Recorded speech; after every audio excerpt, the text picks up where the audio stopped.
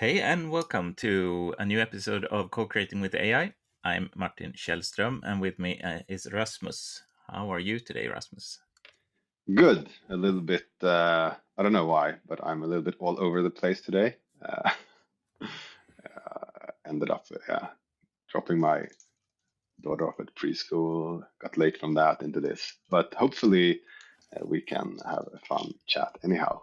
Maybe I'll come up with really creative thinking because of that. Who knows? How are you? I'm good. I had a 5 kilometer forest run this morning. As soon as I stopped, I was attacked by a horde of uh, mosquitoes. So Angry dogs. I had to I couldn't use the outdoor gym that I had planned because there were too many mosquitoes there. But I'm doing front end development now, and for me that's a big learning curve. Although I've been doing front end dev in the past, that it's a full time job to change up to keep up, which I haven't. So now there's a big learning curve, which I'm really enjoying Yeah, to cool. dive into. And I mean, that's really when you get, I mean, it's funny, like I think really in the front end now, I mean, we chatted like briefly about the new chat GPT Mac app, right? Mm, And just like how just that, I don't know, for me that small change, I haven't like I just got it yesterday, so I can't, speak conclusively yet.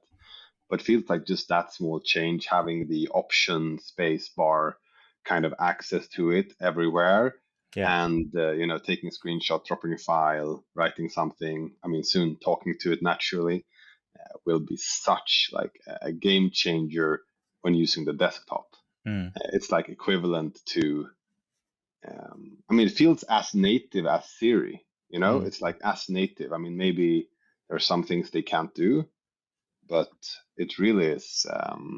And also on that, like I saw someone who's, I think, pre-programmed just their iPhone simply where they double press whatever the power button to open ChatGPT and start recording, mhm, so that whenever they can just bring up their camera yeah, and double click, and then ChatGPT gets that feed and explains to them what they're seeing. yeah, So like a building, right? Oh, that's mm, the whatever, that mm, cathedral from that year, and this person built it. mm, And I just feel like they're becoming very like up close, personal, and available now, like very very quickly. mhm. How are you thinking about front end now? Like when you're building for Kindship? I'm suffering because of the lack. I feel that there's a lack of innovation in front end AI. Like I mean, all the demos are about either um, travel booking or stocks. There's so little imagination on actual use cases, and when people are going to demo, this is what you use my rag app for. They always like they upload a PDF and they ask the most basic question like what does my company do, and then the AI can answer that from the PDF they just uploaded, and it's I mean I really right now I feel like I want to see a lot more actual like down to earth user value created in AI, and I think it's being created, but in these like very like grassroots interactions with ChatGPT, that people are coming up with innovative use cases of the existing technology even more than what is currently like demoed on all the AI YouTubers. Um, because what's already out there is stable and it's in production and it's available, and that's true innovation, not just producing a great demo. I mean, I guess that's the what's going to be interesting to see is how many use cases there actually will be once, say, GPT-4 Omni, like the voice interaction is available Mm, and natural, whether you're on your computer, like two buttons, mm, or on your phone, double clicking and then just speaking to it and activating the camera so it can mm, hear you, it can see what you see, and you can speak to it in your headphones or whatever. So and that's where I think these like very natural use cases, like actually the death of Duolingo, in the sense that you're just walking around chatting to it, yeah, or like a live translation service, like some have demoed with GPT-4 Omni. mm, Like all of these things are going to come alive with like just the everyday lives of people. And mm, I'm actually I'm curious what I'm going to be using it for once, because I think that's going to be a big step change, like mm. with the voice there, like we spoke about. What are you like? Like, is there anything you would want to do? So what I really want to see happen, and I think it's going to be a uh, big change in the AI space when AI agents start to have an effect on the world. I've noticed how much what a difference it makes for me when robots actually do something. When I was in San Francisco, I met these like delivery robots in the street, and they were super cute, just driving around on four wheels. But when they when we were inside at the conference and they opened the lid to give people soda cans, then Mhm. all of a sudden they took on a purpose. Like when they were actually doing something, not just driving around, it Mhm. became a completely different experience seeing them. Then they actually did something. And I saw also these robot dogs that walk around all the time, and like Boston Dynamic, you can see many Walking different around brands all the time. all the I've time. never I seen mean, one. I that's that. I mean, I watch them. I all the time when there's a new robot dog coming up. I watch Right. them Yeah. because Fair robots enough. are cool and I want to Yeah, keep I up. agree. But they just walk around like they. What can they do? Like Boston Dynamics their biggest use case seem to be inspection. That they can really be agile walking around like a big industrial plant and making sure everything looks like it should look. There's no steam coming out of a pipe or something, and it can measure the temperature everywhere and so on. But then I saw a robot dog with a flamethrower on its back, and it was walking around in the forest like setting things on fire autonomously. What? That's in. Yes, and that is such a silly like use case, but all of a sudden when it was actually affecting the world, it became a completely different. Of course, it was now a lethal, super dangerous Yeah. like killer robot, and Autonomous so of course arsonist. that's a difference. But but it's to me it's um the flamethrower dog is like the delivery robot that is actually doing something to the world, and it's like this old saying: if a tree falls in the wood and no one hears it. And we are having, I don't know, I saw numbers like ChatGPT is seeing 1.6 billion monthly users No, now. visits. Visits. Visits, It's oh sorry, still. not users but Yeah, it's still visits. stuck at like 100 Yeah, million, I think, yeah, ish. in terms of unique users, you mean? Yeah, Yeah. that's what I've heard. but but all of those chats are just like they are chatting and it goes nowhere. It can read the web but it can't do anything to the world. So imagine when we get more like autonomous agents that can start publishing things or start affecting things, affect the real world autonomously. I think no matter if it's just like a delivery robot or a flamethrower dog, uh, I mean, it's going to be a completely different thing and a different experience, where yeah, so that's something that I'm waiting for to see, or like looking forward to create myself once I get kindship agents up and running. Yeah, I mean Mm, it's funny. I've actually started to see some examples now that are like very niche, and of Hmm. course, where autonomous means that still you have to do the final review yourselves. You know, Hmm. say there's one a company called Heartspace, which I think is Swedish Yeah, I saw actually. them yesterday actually. Um, Yeah, I just with ran into the them by coincidence. So funny you mentioned them.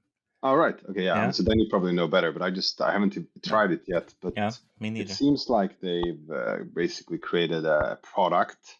You know, Hmm. of course they call it it's an agent, right? But that um, does the loop from research to Mm. writing to publishing of different types of online content. Yeah. And but then of course, like where autonomous is like with an asterisk, is that you have to approve the publishing of it, Mm. because of course the state of AI is not such that you can feel completely secure that it's good stuff. Mm. That the final judgment is sound yet. Mm. But I think we're getting to something that feels a lot more autonomous, Mm. even if it's like autonomous in the sense that it's someone working for you. It's like an intern that you have to approve before they publish, or like a new employee Yeah. before they affect the world, so to say. Mm. But I think we're like, I don't know, I think feel we're getting there. Have you seen them? Like, do you know anything about them more than that? And have you heard about anything else No, relevant? so I just ran into them, and I didn't have time because it was in my middle of my work. So I just saved them in a folder to look at later. And but I but imagine when that research robot, because what their agent, it collects information on a research topic that you give it, and it provides a report every morning. And when there's an interesting thing, it can give you a blog post about that specific event. and and it's just and it's I think it's connecting to a stream of like from a media monitoring Yeah, source, so it gets news exactly. articles. And I think that's a really brilliant way to make it more autonomous, that the AI can actually come to you with something new that you haven't heard of. Yeah, And um, but imagine when that agent creates a blog or its own little Wikipedia about the research topic, and it has actually built and published it to the web. That means that it's much when or if that agent stops updating that website, it will sort of die off or be unpublished even. And and then that's all of a sudden that's something completely different than just turning off subscription to a software. It's yeah, it's something that has provided value in the past, which will no longer provide that value for maybe for potentially a lot of people. And um, like doing research continuously on a topic, monitoring the news, and so on is. I think doing that over time can provide so much more insight than just um, uh, like having going what is on from what is on available online right now. And yeah. yeah. I mean, it's I mean, on so affecting the real world is one part of it for me at least. But I also Mm-hmm. think it's going to be interesting to see where these wearables go. Mm-hmm. Like this, I mean, if I look at like, so there's two kind of perspectives on this. One is like what Sam Altman's been talking about is the phone is a pretty good form factor. Yeah. It works. Mm-hmm. And just like with the example I shared, like you just double click it and then and you already Yeah. have your headphones connected, and you still want your screen for some stuff, Yeah. able to see things, right? Whether that's watching a video, or that's a video chat with your friend, or that's an app interface, Mm. um, or seeing something visual that AI gives to you, right? But I think it's interesting with these like limitless from rewind, like Mm. just sort of seems to be recording everything you say and see, like or hear Mm. and see. Um, and also, I've been hearing more and more about, and I'm not sure if I've seen an example, but that headphones might be the new form factor, that you just have a little camera in your headphones. Mm. Because then, whether or not it records or not, it's still it's available for you to chat with at all Mm. times, right? And it's private in the sense that you can talk with it and it can talk back without someone hearing. And it can, if you tell it to, or if you allow it, it can see what you see because it Mm. has, sort of the same place of vision, right? As your eyes. Mm. And I think one like underestimated thing there as well is why I would believe in that when I heard about it is that it's so common. Everyone has AirPods in all the Yeah. time. So if Yeah. you just like have Apple AirPods with a little camera on it, which I can really imagine them doing, Mm. right? Mm. Then like there's no difference, right? So it just sneaks in there. Mm. Whereas, and I think the Ray Bans were a little bit interesting as well, but it's still like for someone who doesn't wear glasses, and all of a sudden starting wearing Ray Bans, Yeah. then people are going to realize, and maybe you can even see that they are the special Meta Ray Bans Mm. with the cameras and everything. But I think that could be like a very sneaky way for it to happen. It's just like pods, Mm. and then all of a sudden there's like super present, and because it's sort of hitchhikes on an existing kind of wearable, like widely accepted wearable, Mm. um, then it just like sort of becomes like what's the word? It's just everywhere at once. Mm. I don't know. Have you thought about this? Like the wearables? I mean, you obviously worked with this before. Yeah. Yeah. I thought a lot about it. And yeah, I think we launched, probably in hindsight, launched Narrative Clip 10 years too late. But Too early, uh, maybe. and- but uh, but that's I mean, now I said too late. I mean, too Yeah. early. We launched too early, and uh, it would be really nice to just do a trial on what happens when, if if GPT-4 would get a whole uh, day of photos to go through to learn about your preferences and how you spend your day, and then to have it online as well. I mean, the GPT, the narrative clip, it had both Bluetooth and Wi-Fi, so it could connect to your your peripherals. I hear that the Ray Bans that Meta has produced, they were constructed by Luxottica, which is a big evil company that ruined the world of eyewear for forever. But because of their monopoly, like driving up prices, so people can't afford to see, and which means that they are a lot more likely to go into to stay in poverty or criminality. But but they are really good at building product. They build Oakley and Ray-Ban and so on. So and the Ray-Bans are with the camera inside are very very slim. Like they are like normal Ray-Bans. They're Yeah. not bulky in any way. They're really a really like well crafted engineered product. But I'm looking at And them now. The difference is yeah, though that there are the very visible cameras here, yeah, right? But maybe that would be the case even if there were AirPods. But I'm just wondering, like, because then you yeah. come into the whole privacy thing. Like, Yeah, do you but want? the visible cameras are actually better than invisible cameras. Like you can, Yeah. when you see them, you can trust them. Like they're a very like, you can also go to a Chinese store and buy a camera which is look like a pen or a like a packet of gum or something, which is hiding its camera, and Hmm. that's actually a lot more scary, I think. And having done a lot of user research, that's a lot more scary to people. Yeah. What was that like with the narrative clip? Like, did you have that objection back then that people felt like if you wore the narrative clip, you were intruding on them because you were taking pictures?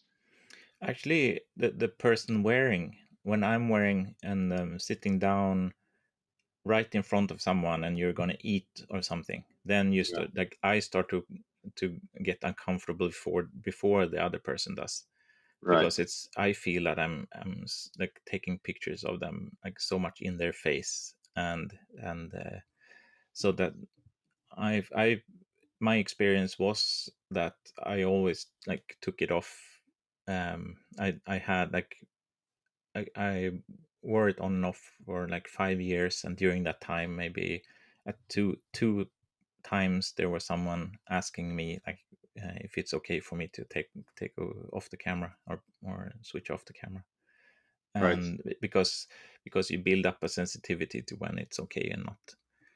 And um, and people had a lot more stronger reaction to Google Glass back in the day. And I think that's because it's very rude to ask someone to take off their glasses. Like that's not something people are used to doing.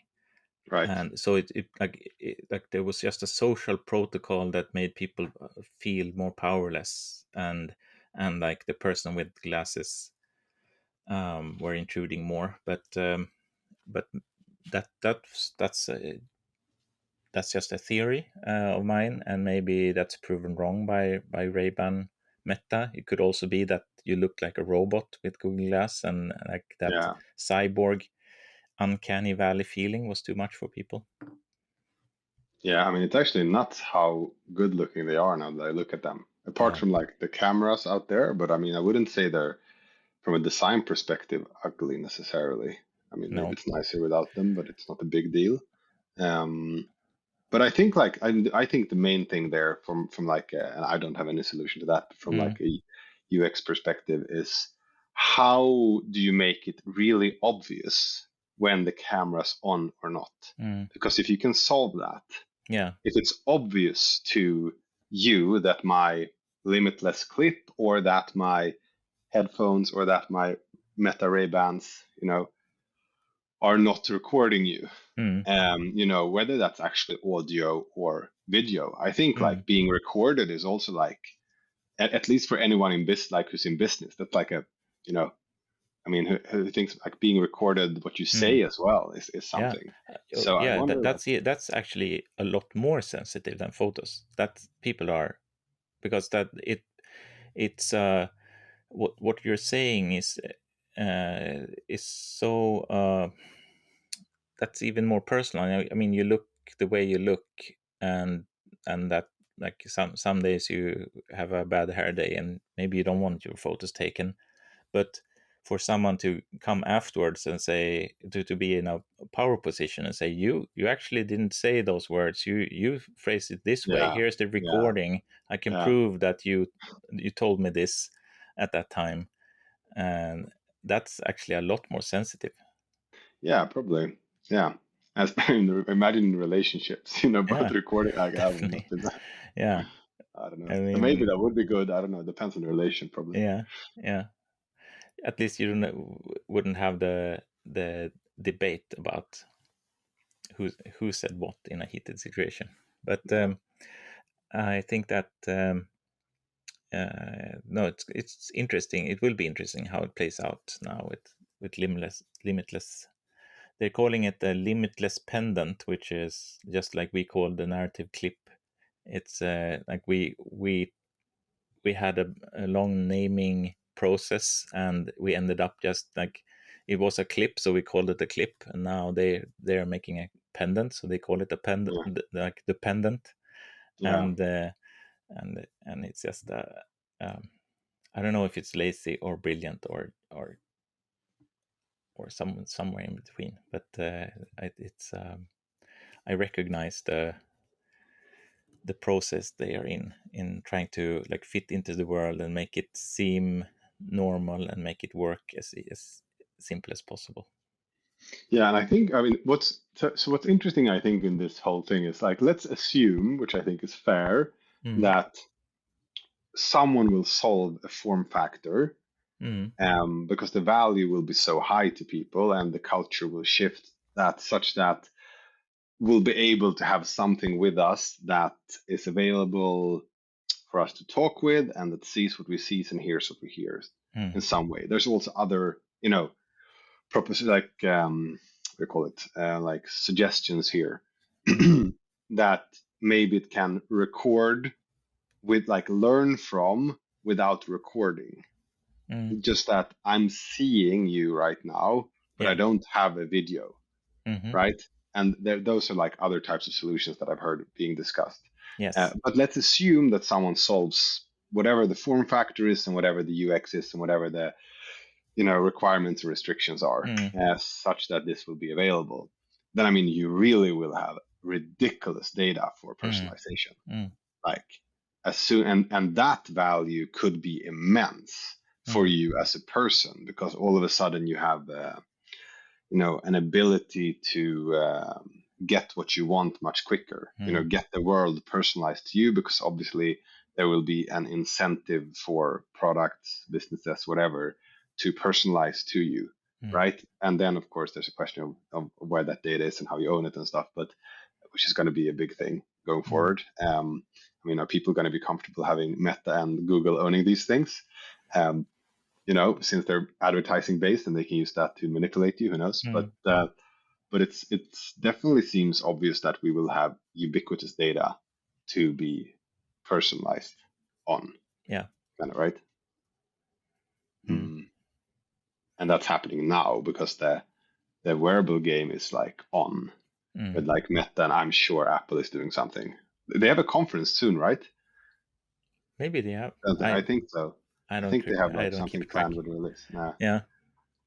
Um, One form factor that I thought about back in the day when I was building hardware, that was like just like a device which is almost completely like only a battery. So it's like a sensor package that phones home with sensor data, but it has a big battery, so you can like the goal would be for it to have like a year of battery life, and you can buy a few of them and you can like have them in your house and one in your car and one in your bag, Mm. and together they just, without you thinking about batteries or wearables or anything, you can just um, and to a certain extent, it doesn't have to be like, it can also be your mobile phone, right?